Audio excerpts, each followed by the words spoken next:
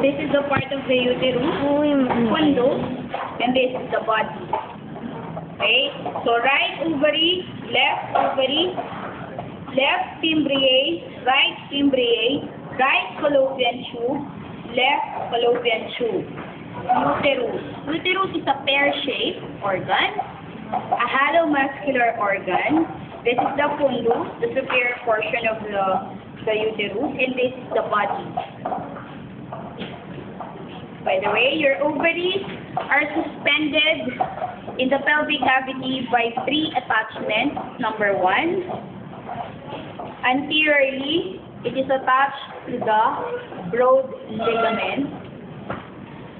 Laterally to your suspensory ligament, and then medially, ovarian ligament. Again, ovaries are suspended to the pelvic cavity by the 3 ligaments or attachments. Number 1, it is attached anteriorly to the broad ligament, BROAD. Laterally, away from the midline, it is suspended and attached via the suspensory ligament. And then medially, you have your ovarian ligament. Okay? So this is the uterus. This is the urinary bladder, the rectum, and this is the uterus. Again, sagittal view. Uterus is in between the urinary bladder and the rectum. This is the uterus. There are 3 layers of the uterus. Yung color pink, ito, yung innermost layer, this is what we call the endometrium.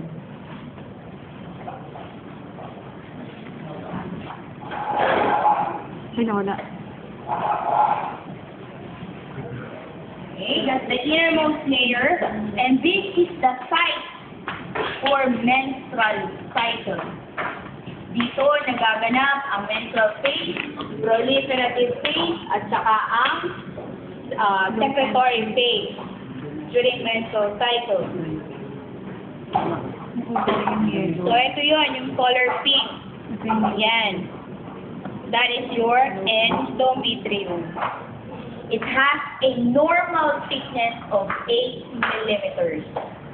8 millimeters lang. If it goes beyond 8 millimeters, it will attach and adhere to the next layer, which is the myometrium.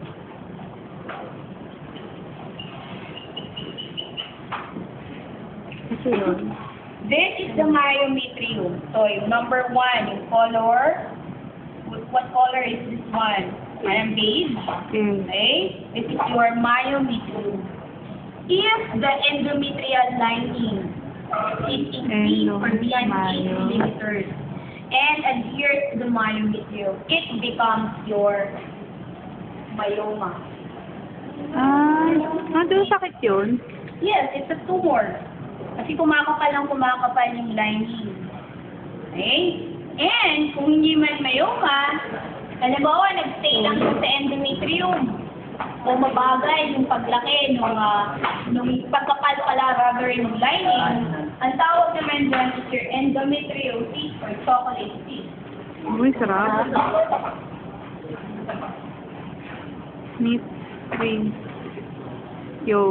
Kapag nagkaroon kayo ng dysmenorrhea, 2 klase ng menstruation na nangyayari sa loob ng katawan ninyo. Una, yung external bleeding. Yun yung nakikita ninyo. Grossly. And the other one is internal. Yun ang nangyayari sa endometrium. Nagbi-bleeding siya sa loob. Kaya siya sumasakit kasi it is stimulated by your prostaglandin. That is the substance responsible for producing pain. Kapag nagkaroon ng makapal na lining dahil nagbi-bleed, ang tawag doon is retrograde menstruation, what will happen? Yun, few days after ng dysmenorrhea na yan, mapapansin niyo na merong buo-buong reglang lalabas. Dahil sa blood clot.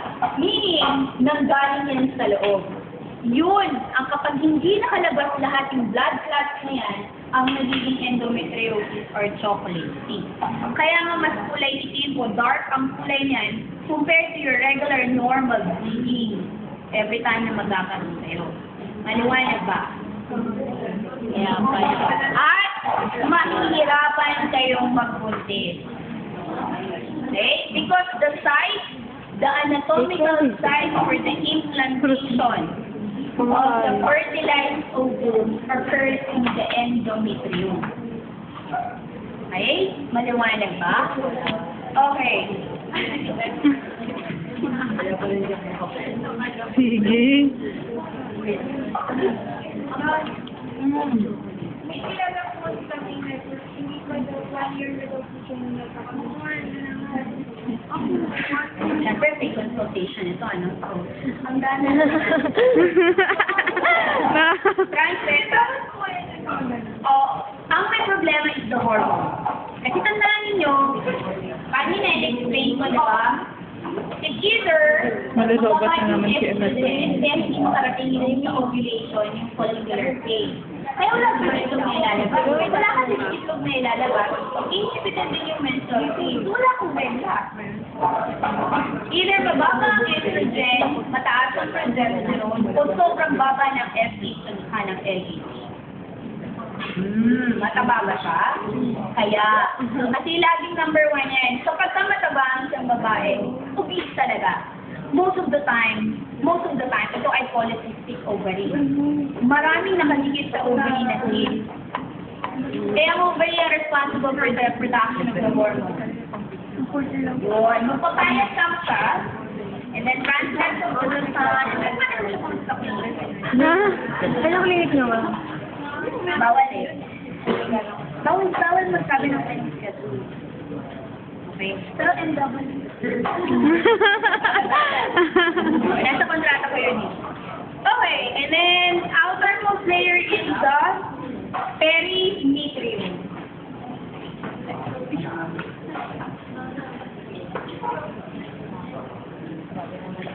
Okay? Perimetrium. Okay na? So these are the 3 layers of your uterus. From the innermost to outermost, endometrium, myometrium, perimetrium. In the endometrium, this is the site, number 1, for your menstrual cycle. Number 2, this is the site for the implantation of the fertilized ovum. Halimbawa, di ba nag-meet sila sa fallopian tube? Nabuo, nagkaroon ng union. After 8 weeks, kailangan makababa ang fertilized ovum o ang zygote sa uterus, specifically sa endometrium. Pag hindi nakababa ang zygote at nanatili siya sa fallopian tube, yun ang tinatawag na ectopic pregnancy. Ayaw, hindi na. Kailangan sa loob ng 8 linggo, makababa siya at mailagay niya sa endometrium ng uterus ang fertilized ovum o ang zygote. Pag hindi, umabot na siya ng more than 8 weeks, ectopic pregnancy na ito. Maliwanag ba? Ectopic pregnancy outside the uterus. Nasa fallopian tube siya. Hindi siya bumaba. Kamatay yung bata? Hindi siya lalaki. Yes, So, yun yung nagkukos ng pregnant abortion. Malalaglag. Ang problema niya sa ectopic pregnancy, tatanggalin mo mula fallopian tube hanggang sa ovary. So, isa na lang matitira. So, you only have 50% of chance na mabuntis ulit. Okay? Kailan nangyari yun? So, that is your perimetrium. So, take note of this triangular shape or collar shape, yung collar pink. Continuation ng endometrium. This is the cervix. Color pink. Collar. Diba yung collar triangular? Ayan, yung collar ng colon ninyo. Guys. Yung collar nila, yung mga lalaki, ito yung pink yan. So, yun. Yan lang ang cervix. Okay? Cervix has 2 junctions. Ito, yan yung parang triangle. O, yan, babaliktarin ko kaya mo parang collar na siya. Yung pink. Kita nyo ba? Kailangan talaga baliktarin mo siya. Cervix. Okay, there are 2 divisions of your cervix. Ayan, triangle na yan. Ayan. Ayan. Ito yung sa akin, parang